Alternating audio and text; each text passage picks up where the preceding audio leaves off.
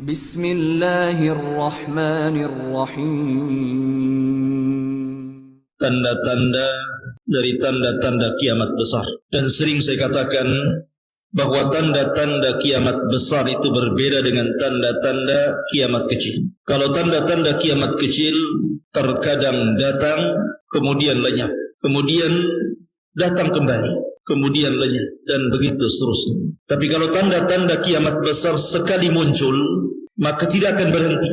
Dari satu tanda ke tanda kedua, dari kedua ke tanda ketiga, sampai kiamat dibangkitkan. Artinya kalau sudah muncul tidak bisa dihentikan. Karena tanda kiamat besar ini yang setelahnya ada hubungan dengan yang sebelumnya. Dan kembali kita menjelaskan dari tanda-tanda kiamat besar yang selanjutnya. Malam ini kita akan membahas tentang dabbatun minal ardh, binatang yang melata, yang muncul dari perut bumi dan bisa bicara. Bagaimana sifat binatang ini? Di mana binatang ini muncul? Apa saja tugasnya? Kemudian bagaimana bermuamalah dengan manusia di akhir zaman? Dan bagaimana wafatnya? Inilah yang kita akan bahas tentang dabbatun minal ardh. Ma'asyiral muslimin yang dimuliakan Allah Subhanahu wa taala, saya akan mulai dari membaca firman Allah Azza wa Jalla dalam surat An-Naml ayat 82. Allah Subhanahu wa taala berfirman, "Wa idza waqa'al qawlu 'alaihim akhrajna lahum dabbatan minal ardh tukallimuhum anna an-nasa kanu bi ayatina la yuqinun." Apabila telah tetap ketetapan Allah Subhanahu wa taala terhadap mereka, maka kami akan keluarkan kepada mereka binatang yang melata yang keluar dari perut bumi, tukallimuhum, yang mengajak bicara kepada mereka, annan nasa, bahwa manusia, kanu bi ayatina la yuqin, mereka dengan ayat-ayat kami tidak yakin. Inilah dalil tentang adanya dabbatun minal ardh fi akhir zaman, adanya binatang melata yang keluar dari perut bumi di akhir zaman. Dan ini tanda-tanda muncul 2 hari, ada yang mengatakan 3 hari setelah munculnya matahari dari arah barat. Jadi tanda-tanda ini muncul langsung setelah terjadinya matahari terbit dari arah barat. Artinya taubat manusia sudah tidak diterima. Karena para ulama mengatakan bahwa syarat diterima taubat itu salah satunya adalah bicara tentang waktu. Kalau seandainya nyawa manusia belum sampai di tenggorokannya, maka taubat manusia masih diterima. Karena Allah Subhanahu wa taala berfirman, "Kalla idza balagatit taraqi wa qila man rah." Ingatlah ketika nafas sudah di kerongkongan, di tenggorokan kita ini, siapa yang akan bisa meruqyah, artinya mengobati, mengembalikan nyawa itu kembali ke jasadnya? Tidak mungkin dan mustahil. Karena ruh seseorang itu dikeluarkan dari mulutnya, kemudian pandangan mengikutinya. Makanya setiap orang yang mati itu dipastikan melotot matanya, maka disunahkan untuk ditutup supaya tidak menakuti manusia. Artinya kalau seandainya nyawa sudah di kerongkongan, artinya sudah dekat keluarnya. Dan ketika itu tidak ada yang mampu untuk mengembalikan ruh ke dalam jasadnya. Lah ketika nyawa berada di kerongkongan itu, maka tobat siapapun tidak mungkin diterima. Makanya Fir'aun ketika dia berusaha untuk bertobat, kemudian berteriak, "Amantu bima amanat bihi Banu Israel." Aku beriman dengan apa yang diyakini Bani Israel terhadap Musa alaihi salatu wassalam. Allah Subhanahu wa taala tidak menerima taubatnya Fir'aun karena nyawanya sudah di kerongkongan. Maka Nabi sallallahu alaihi wasallam mengatakan, "Innallaha yaqbalu taubata 'abdin ma lam yughargir." Allah itu masih menerima taubatnya seorang hamba sebelum nyawanya di kerongkongannya. Kemudian yang kedua, taubat manusia tidak akan diterima kalau seandainya tulu'us syamsi min maghribiha, kalau seandainya matahari itu tiba-tiba terbit dari arah terbenamnya. Makanya kemarin kita sudah ceritakan bagaimana matahari itu terbit dari arah barat. Kita tahu bahwa ketika manusia tertidur, kemudian mereka lelap tertidur, ketika sampai di waktu subuh, orang-orang yang beriman mereka masih bangun dan masih melaksanakan aktivitas mereka, salat subuh berjamaah ke masjid. Tapi orang-orang kafir dan munafik mereka terlelap dalam tidur-tidur mereka. Ketika di pagi hari manusia semua terbangun, matahari tidak muncul. Kemudian mereka tunggu sampai waktu zuhur, matahari juga tidak kunjung muncul. Kemudian mereka tunggu sampai waktu asar, matahari juga tidak kunjung muncul. Padahal langit cerah. Langit tidak sedang hendak hujan, artinya tidak sedang mendung. Langit betul-betul cerah, tapi tidak ada matahari. Ketika kemudian waktunya matahari terbenam, justru muncul. Dari arah terbenamnya, tiba-tiba matahari muncul dari arah barat. Semua manusia menangis. Semua manusia menangis. Mukminnya, kafirnya, fasiknya, salehnya. Tidak ada manusia kecuali mereka menangis. Sampai di antara mereka ada yang kehabisan air mata karena penyesalan mereka tidak bertobat sebelum matahari ini muncul dari arah barat. Tapi apalah gunanya bertobat? Sehingga manusia pun seandainya para penyembah berhala itu melemparkan berhala-berhala mereka, kemudian mereka bertobat tidak menyekutukan Allah Azza wa Jalla, tidak ada gunanya tobat. Makanya ketika terbit matahari dari arah barat, maka berhentilah seluruh aktivitas dakwah. Berhentilah para ustaz mengajar, para dai berdakwah, manusia-manusia baik untuk mengajak manusia bertobat, karena percuma, tidak ada gunanya, sama sekali tidak ada gunanya. La yanfa'u nafsun imanuha, karena iman seseorang tidak ada gunanya lagi. Dari sini ma'asyar muslimin, terbitnya matahari dari arah barat itu 3 hari berturut-turut. Baru setelah itu 2 hari setelahnya muncul dabbatun minal ardh. Wa idza waqa'al qaul 'alaihim akhrajna lahum dabbatan minal ardh tukallimuhum anna an-nas kanu bi ayatina la yuqinun. Dan apabila telah datang ketetapan Allah kepada mereka, maka kami keluarkan kepada mereka binatang melata yang keluar dari perut bumi, yang mengajak bicara manusia bahwasanya manusia mereka tidak pernah beriman dengan ayat-ayat kami. Makanya ketika binatang ini muncul, ada orang yang salat, kemudian binatang ini menunggu sampai orang itu selesai salat. Ketika selesai salat, tiba-tiba kemudian dia berpaling, di hadapannya ada dabatun minal ardh. Tiba-tiba binatang ini bicara, al-an tusalli ya abdallah, sekarang kau salat wahai hamba Allah. Kemana saja engkau sebelum? Karena salat ketika itu tidak ada manfaatnya lagi. Tobat sudah tidak diterima oleh Allah Azza wa Jalla. Artinya mereka hanya membawa amalan sebelum matahari terbit saja, dan tidak bisa menambah amalan lagi, karena berhenti tobat sampai di sini.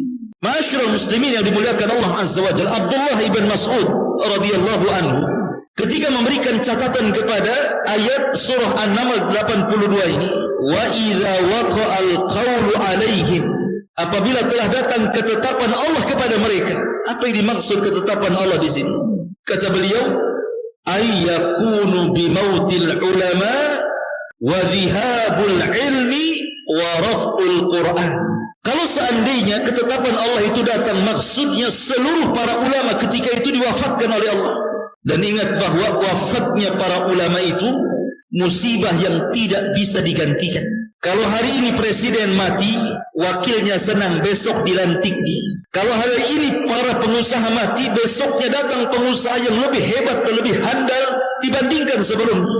Tapi kalau ulama mati, tidak ada satupun yang bisa menggantikan posisinya. Karena kondisi ulama itu semakin jauh, maka kualitasnya semakin rendah.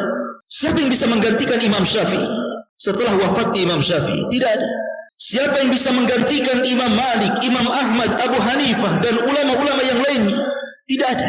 Makanya Nabi SAW mengatakan, mautul alim musibatun la tujbar.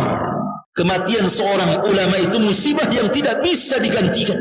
Ma'asyiral muslimin yang dimuliakan Allah Azza wa Jalla. Kemudian yang kedua, zihabul ilmi. Ilmu sudah dicabut. Mereka sudah tidak mengenal salat. Apa itu salat? Mereka tidak mengenal puasa. Apa itu puasa? Mereka tidak mengenal zakat. Apa itu zakat? Tidak mengenal haji. Apa itu haji? Tidak mengenal apapun dari ilmu agama.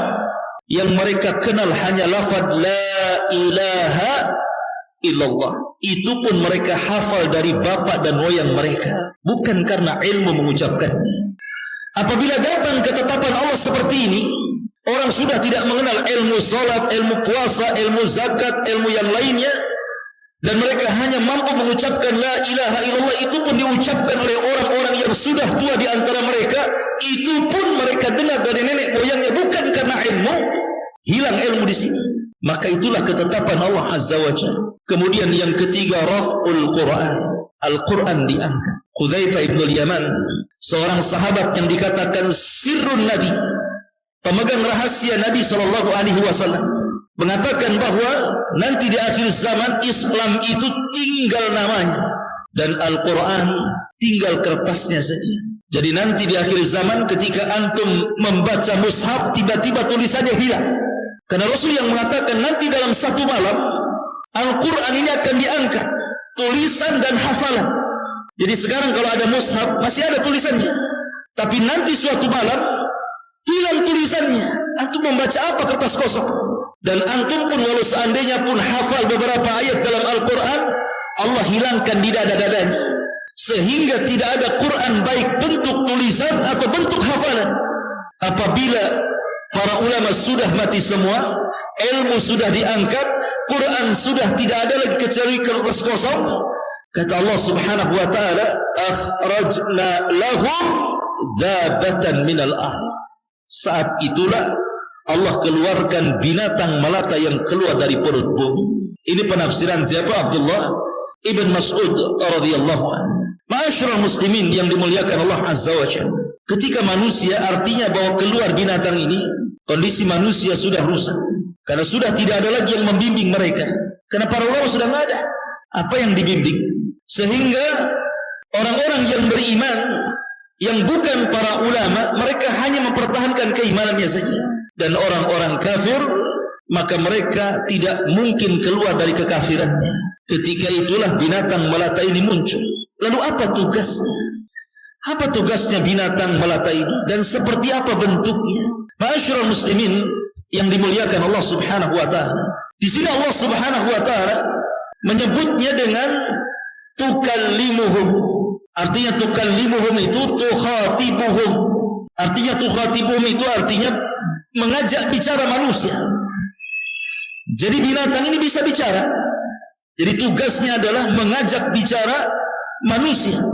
Dalam sebuah hadis, walaupun dikritik riwayatnya, tapi masyhur bahwa binatang ini membawa tongkat Sulaiman, tongkat Nabi Musa dan cincinnya Sulaiman. Adapun tongkat itu digunakan untuk memukul muka orang-orang kafir sehingga menjadi gosong, menjadi hitam. Adapun cincin untuk menstempel dahinya orang yang beriman sehingga bersinarlah wajahnya. Itu tugasnya dabatun minal ard. Jadi ada dua penafsiran, maksudnya tukhatibuhum, tukallimuhum atau taklimuhum, artinya menstempel. Ada dua qiraah di sini. Tukallimuhum ngajak bicara, taklimuhum menstempel. Itulah tugasnya dabatun minal ard. Dan ketika sudah distempel ikhwan, kalau seandainya sudah ditempel manusia itu, artinya di sini terbedakan antara orang-orang yang beriman dengan orang-orang kafir. Karena sudah ada tandanya. Kalau sekarang kan kita tidak bisa membedakan mana mukmin mana kafir kan. Umpamanya ada non muslim pakai baju koko, pakai gamis, disangka orang muslim. Bisa saja dia non muslim kan. Atau mungkin sebaliknya. Artinya kalau sekarang tidak bisa dibedakan. Kita masuk warung saja, kita tidak bisa dibedakan mana halal mana haram.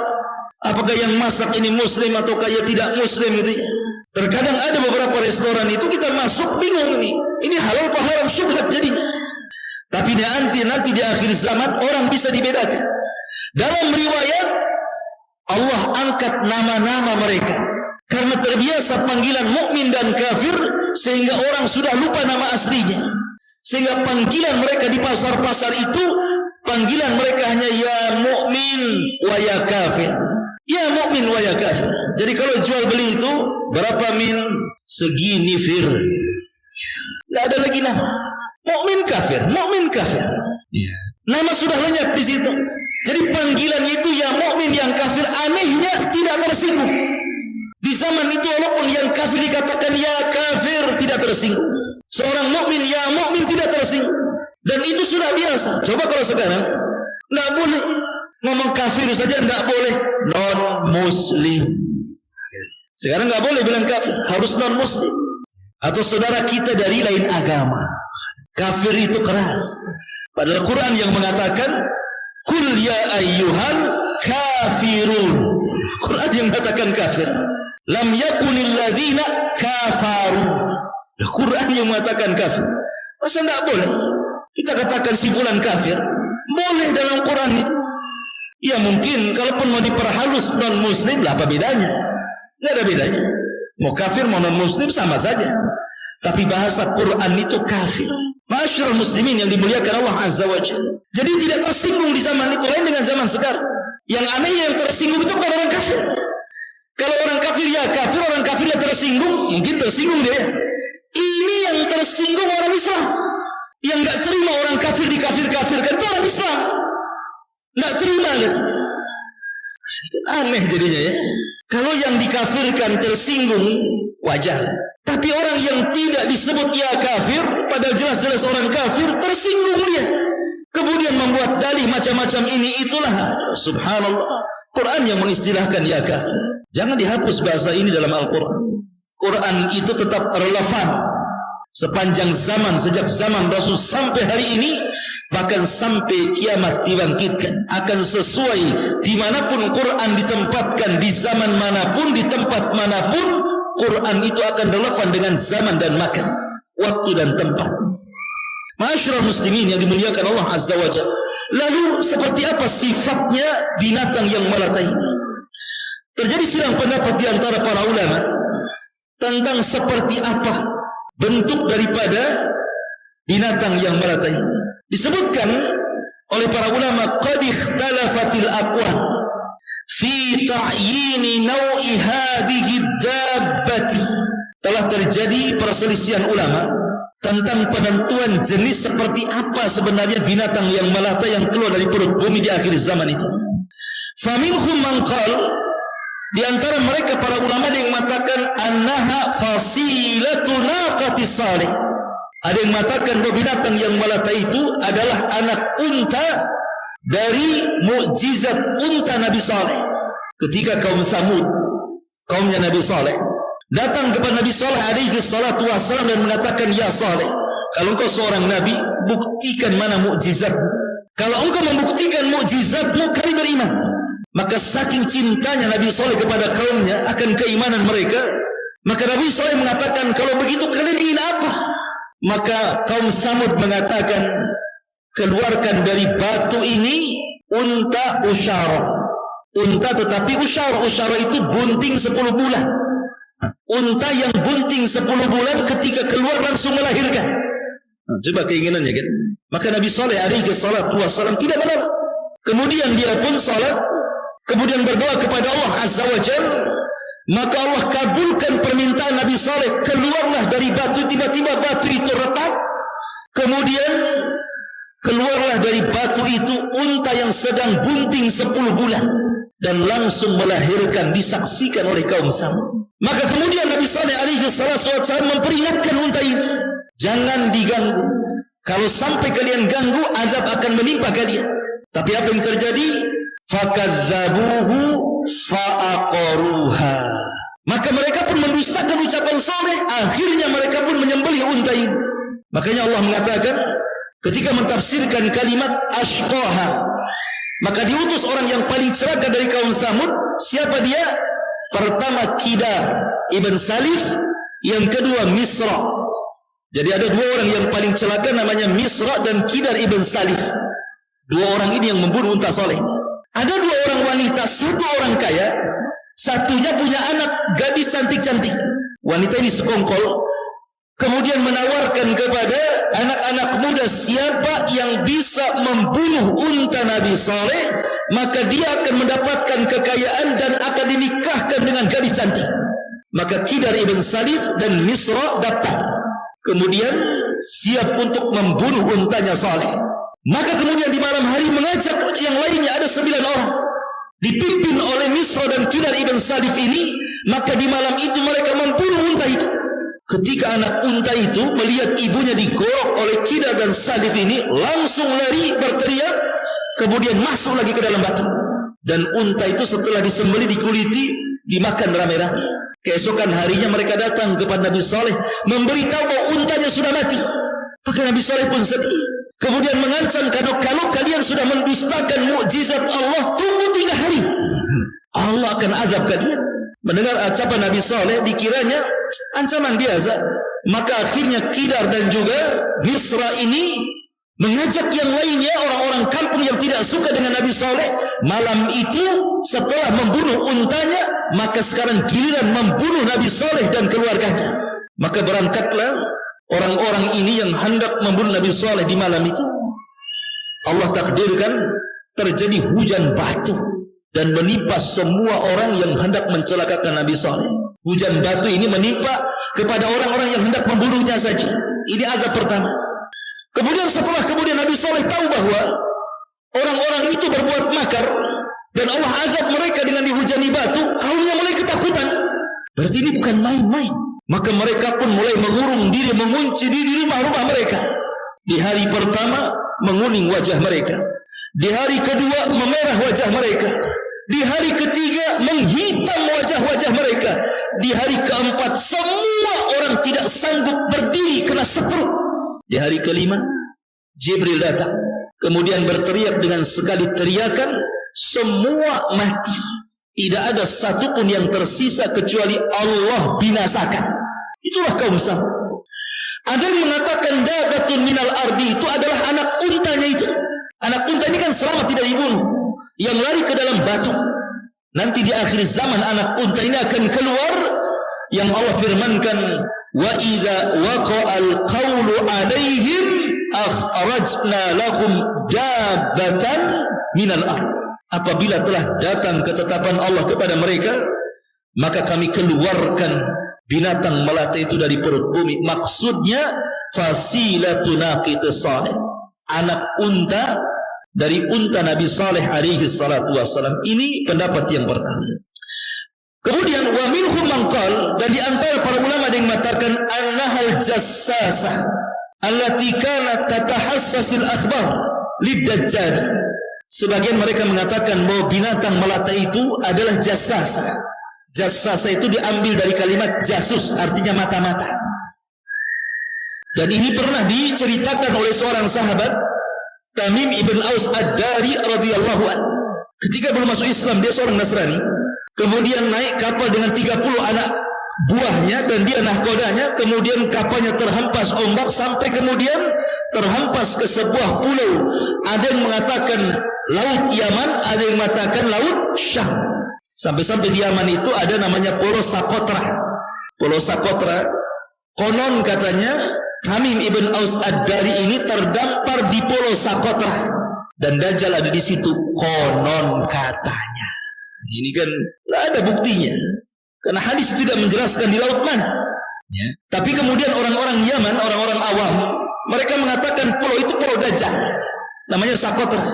Tapi yang jelas bahwa tidak ada nas dan dalil yang menunjukkan pulau itu adalah Pulau Dajjal yang ditemui oleh Tamim ibn Aus ad-Dari radhiyallahu anhu. Maka tidak perlu disandarkan kepada pulau itu, karena tidak ada dalil. Ini perkara gaib masalahnya. Jangan coba-coba mentakwil. Karena ada sebagian ustaz yang selalu mengupas akhir zaman, sangat menentukan bahwa Dajjal itu ada di Pulau Sakotra. Dari mana anda dapatkan dalil ini? Dengan yakinnya dia mengatakan di pulau itu. Masyarul muslimin yang dimuliakan Allah Azza wa Jalla. Kemudian Tamim bin Aus ad-Dari ini ketika kemudian terdampar dan semua selamat, ada di pulau yang sangat menakutkan itu, masuk ke dalam hutan. Rupanya di tengah hutan dia ketemu dengan jassasa, binatang yang berbulu. Saking lebatnya bulunya, tidak tahu mana dubur mana kubur, mana belakang mana depan, tidak tahu. Saking lebatnya bulu itu. Yang anehnya dia bisa bicara. Kemudian bertanya kepada Tamim dan juga anak buahnya, 30 awak kapalnya, dan mengatakan, dari mana kalian? Maka Tamim mengatakan, kami dari Arab. Kalau begitu kalian sudah ditunggu oleh seseorang. Sudah ditunggu oleh seorang. Kami dari kaget lah, baru datang terdampar, tiba-tiba kalian sudah ditunggu oleh seseorang kan gitu. Apa enggak takut dia? Binatang itu aja menakutkan. Akhirnya setelah kemudian diarahkan ke dair, ke tempat ibadah yang sudah kumuh, rupanya Tamim bin As-Adari mendapatkan seorang raksasa besar yang sedang dirantai tangan, leher dan kakinya, kemudian bertanya soal satu, Ainuz Zughar, mata air Zughar. Yang kedua, Tiberias. Yang ketiga, Nakhlu Baisan, kebun kurma Baisan. Kemudian bertanya soal Nabi yang sudah muncul atau tidak di Madinah. Dan begitu seterusnya. Sampai akhirnya ketika ketakutan kemudian keluar dari pulau itu, dia pun dengan rombongannya masuk ke dalam Islam. Kemudian menceritakan kisah pertemuan dengan Jassasa dan orang yang dirantai itu. Maka Nabi SAW kemudian mengatakan, ya Tamim, tahukah siapa yang ketemu itu? Kata Tamim, dari Allah wa Rasul alam. Allah dan Rasul yang tahu. Kata Rasul, huwa Dajjal. Yang kau temui adalah Dajjal. Tapi syahidnya bukan Dajjalnya, tetapi binatang yang berbulu itu.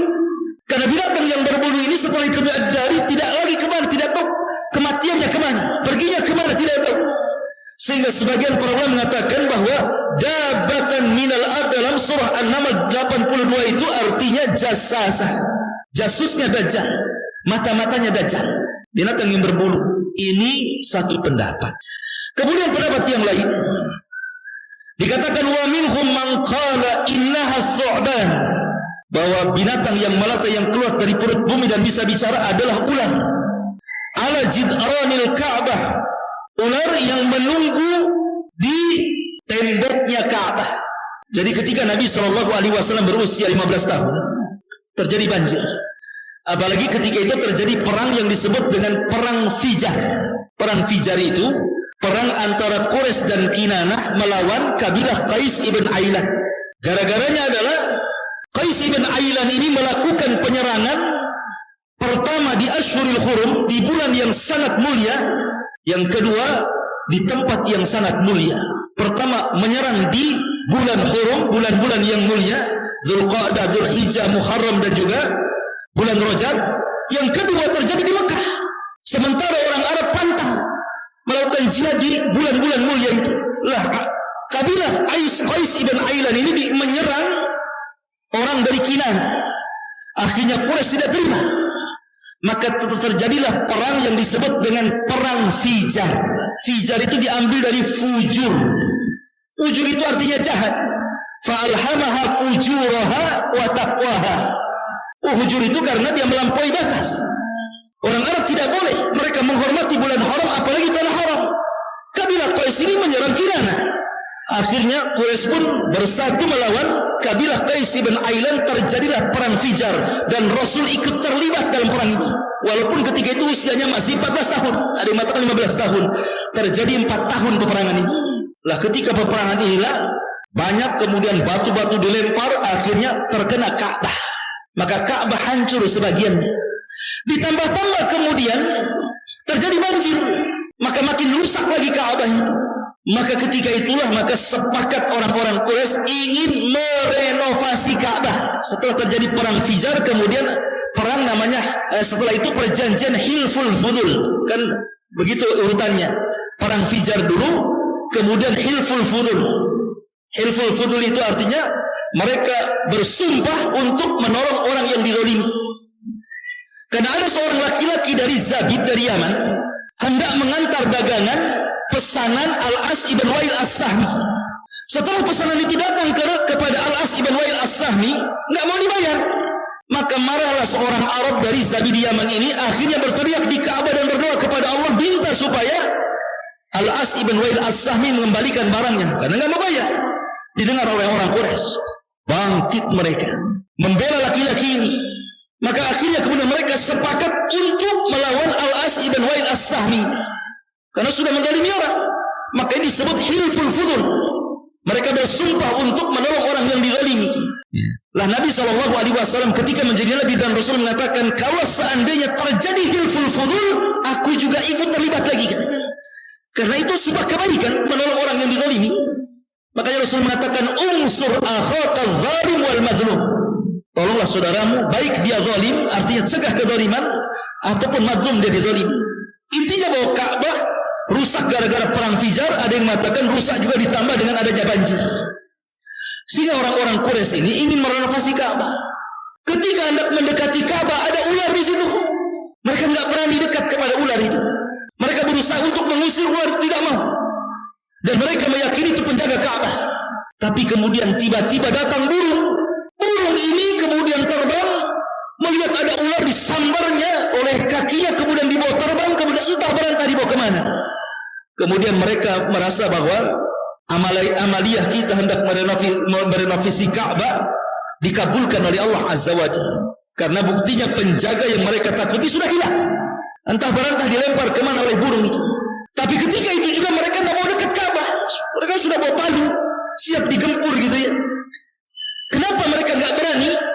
Karena kakek buyut mereka yang menyaksikan bagaimana Abraha menyerang Ka'bah diserang Ashabul Fil. Mereka takut kalau seandainya mereka merobohkan Ka'bah, kejadiannya seperti Abrahatul Asram diserang Ababil gitu. Jadi tidak mau dekat-dekat juga. Maka mendekatlah orang tua mereka, namanya Al-Walid ibn Mughirah, yang turun kepada surah Al-Mudaththir itu, Darni wa man khalaqtu wahida. Ini ayat ini turun kepada Al-Walid ibn Mughirah itu. Lah Al-Walid ibn Mughirah ini berani dia mengatakan kalau seandainya memang ini sebuah kesalahan, cukuplah saya mati. Kalian tidak perlu datang, tidak perlu ikut menghancurkan Ka'bah. Tapi kalau tidak terjadi apa-apa dengan diri kita, maka berarti amaliyah kita diterima oleh Allah Azza wa Jalla. Maka setelah kemudian Al-Walid menghancurkan Ka'bah sekeping-sekeping, tidak terjadi apa-apa. Maka sepakatlah orang-orang Quraisy menghancurkan Ka'bah, kemudian merenovasinya. Cuman masalahnya karena kurang dana, karena mereka mensyaratkan dana halal, sehingga Ka'bah tidak sebagaimana Ka'bah yang dibangun Ibrahim. Mereka hanya sanggup membangun separuh, dan separuhnya lagi ditinggalkan, hanya dibuat lingkaran yang sekarang disebut Hijr Ismail. Harusnya Hijr Ismail masuk. Makanya orang Turab tidak akan sampai di tengah Hijr Ismail dan Ka'bah, pasti melewati. Karena itu dalamnya Ka'bah di situ. Intinya bahwa ada yang mengatakan bahwa ular ini ketika diambil burung kemudian dilempar entah berantah kemana, lah inilah yang kelak akan muncul di akhir zaman yang disebut dengan dabatun minal ard. Ini pendapat yang ketiga. Kemudian juga kata para ulama, wa minhum man qala innaha insanun mutakallim yunadiru ahlal bid'ah wal kufri wa yujadiluhum. Pendapat yang keempat, bahwa binatang yang melata yang keluar dari perut bumi itu ya maksudnya manusia yang bicara. Manusia bukan binatang, manusia yang membantah ahli bid'ah dan ahli kekufuran dan membantah kesesatan mereka. Berarti kalau ini ya sudah ada ustaz-ustaz yang membantah orang-orang yang menyelisih sunnah dan juga orang-orang yang kufur sejak zaman Nabi sampai hari ini ya banyak kan. Berarti dabah itu sudah muncul sejak lama. Jadi saya juga termasuk dabah lagi nih. Kalau ini penafsirannya kan gitu. Kemudian ada juga yang mengatakan dabah itu bentuknya aneh, sebagaimana diriwayatkan dalam beberapa referensi. Di antaranya adalah dari Ibnu Zubair radhiyallahu anhu, dia mengatakan dabatun minal ar, itu binatang yang melata yang dari perut bumi itu adalah ra'suha ra'su saurin wa ainuha ainu hinzir wa udhunuha udhunu filin wa qarnuha qarnu ailin wa unukuha unuka ni'amatin wa sadruha sadru asadin wa launuha launu namrin wa khasiratu hirrin wa zambuha zambu kabsin wa qawaimuha qawaim ba'irin. Ini aneh. Jadi dabah itu adalah kumpulan sifat-sifat binatang. Kepalanya seperti kepala harimau, matanya seperti mata babi, telinganya seperti telinga gajah, tanduknya seperti tanduk rusa, lehernya seperti leher burung unta, dadanya seperti dada singa, warnanya seperti macan, rusuknya seperti rusuk kucing, ekornya seperti ekor kambing gibas, dan tingginya seperti unta besar. Kayak apa itu? Coba antum gambar. Kayak apa itu? Seperti itulah dabatun minal ar. Ini satu pendapat. Ada juga yang mengatakan bahwa dabatun ar itu besar. Besar, binatang yang besar. Kakinya belum keluar dari bumi. kakinya belum keluar dari bumi, kepalanya sudah menyentuh awan. Anda bisa bayangkan? Kakinya belum keluar dari bumi, dia kan binatang yang keluar dari perut bumi, kakinya belum keluar, kepalanya sudah menyentuh awan. Segera apa itu binatang itu? Tapi kata para ulama bahwa riwayat-riwayat tentang masalah sifat-sifat dabatun minal ard kalau tidak diambil dari hadis-hadis lemah ataupun dari kisah-kisah Israiliyat, wallahu a'lam, kita tidak bisa menentukan sifatnya seperti apa. Yang jelas binatang yang melata yang akan kuat di akhir zaman dan mengajak bicara menstempel mukmin kafir, dan semua manusia akan distempel dan akan dipukul. Tidak ada yang terlewatkan dari semua manusia. Satu dunia. Berapa hari? Ada yang mengatakan 3 hari. Satu dunia 3 hari. Cepatnya dia. Nah itu kuasa Allah subhanahu wa ta'ala. Dari saya. Baik, kita lanjutkan. Subhanakallah bihamdika. Asyhadu an la ilaha illa anta astaghfiruka wa atubu ilaik. Allah ta'ala. Assalamualaikum warahmatullahi wabarakatuh.